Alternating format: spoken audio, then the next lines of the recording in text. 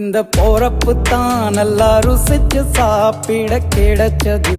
Welcome to my channel. இன்னைக்கு நம்ம பார்க்க போகிற ரெசிபி வெஜ் குருமா. வாங்க பார்க்கலாம். ஃபஸ்ட்டு ஒரு கடாயை வச்சுக்கலாம். அதில் கொஞ்சம் எண்ணெய் சேர்த்துட்டு 2 நறுக்கி வச்ச வெங்காயத்தை சேர்த்துடலாம். சேர்த்துட்டு லைட்டாக வதக்கினா போதும். இப்போது வெங்காயத்தை வதக்கியாச்சு. இப்போ கட் பண்ணி வச்ச 3 தக்காளியை சேர்த்துக்கலாம். சேர்த்து நல்லா அதில் கொஞ்சோண்டு சால்ட்டு சேர்த்தா சீக்கிரமாக வதங்கிடும். இப்போ சேர்த்து நல்லா வதக்கி விட்டுறலாம். பாருங்கள், இந்த பதத்தில் இருக்கணும். இப்போ வதக்கியாச்சு. இதை அரைச்சி வச்சுக்கலாம். இப்போ குருமா செய்ய ஒரு கடாய் எடுத்துக்கலாம். தேவையான அளவு எண்ணெய் சேர்த்துக்கலாம். எண்ணெய் நல்லா சூடானதும் பட்டை, கிராம்பு, ஏலக்காய் சேர்த்துக்கலாம்.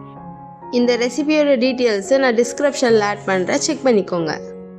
நெக்ஸ்ட்டு கட் பண்ணி வச்ச 2 வெங்காயம் பொடிசாக கட் பண்ணி அதில் சேர்த்துருக்கேன். நல்லா வதக்கி விட்டுறணும். வெங்காயத்தை அது கண்ணாடி பதம் வர வரையே நல்லா வதக்கணும். இப்போ வெங்காயம் நல்லா வதங்கிருச்சு. இப்போ 1 டேபிள் ஸ்பூன் இஞ்சி பூண்டு பேஸ்ட்டு சேர்த்துக்கலாம். சேர்த்துட்டு நல்லா பச்சை வாசனை போகிற வரையே நல்லா வதக்கி விட்டுறணும்.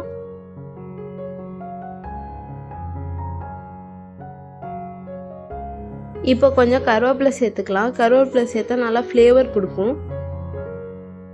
நெக்ஸ்ட்டு நம்ம வதக்கி அரைச்சி வச்சோம்ல தக்காளி, வெங்காயம், அது பேஸ்ட் பண்ணி எடுத்துருக்கேன். அதை நல்லா சேர்த்துக்கலாம். சேர்த்துட்டு நல்லா மிக்ஸ் பண்ணி விட்டுறலாம். இப்போ கொஞ்சம் தண்ணி சேர்த்துக்கலாம். தண்ணி சேர்த்துட்டு நம்ம கட் பண்ணி வச்ச வெஜிடபிள்ஸை சேர்த்துக்கலாம். நான் பீன்ஸு, பட்டாணி, உருளைக்கிழங்கு தான் எடுத்திருக்கேன். நீங்கள் எந்த வெஜிடபிள் வேணாலும் எடுத்துக்கலாம். காலிஃப்ளவர், கேரட்டு இது கூட சேர்த்துக்கலாம். இன்னும் சூப்பராக இருக்கும்.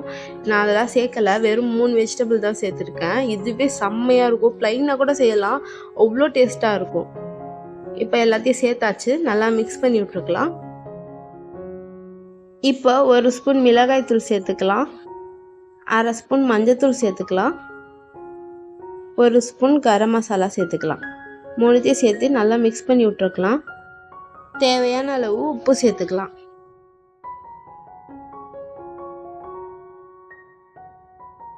இப்போ தேவையான அளவு தண்ணி சேர்த்துக்கலாம். உங்களுக்கு எவ்வளோ திக்னஸ் வேணுமோ அவ்வளோ தண்ணி சேர்த்துக்கலாம். இப்போ காய்கறிங்களை வேக விட்டுறலாம்.